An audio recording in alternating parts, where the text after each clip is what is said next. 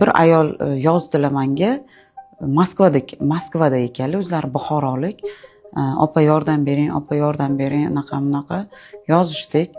Ularga konsultatsiyaga 2 kun deganda vaqt topdim. 2 kun deganda vaqt topib gaplashdim.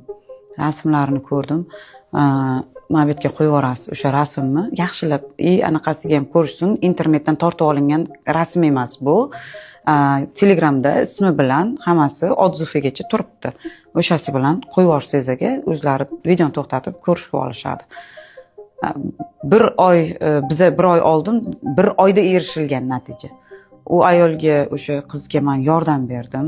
Nimalar qilish kerak, nimalarga e'tibor qilish kerak, nima sabab, birinchi sababini o'rgandik. Sababini o'rganib, unga yordam berdim va men shundoq ertalab yotdimman, menga SMS kelgan Telegramdan shuni ochyapman-da, mani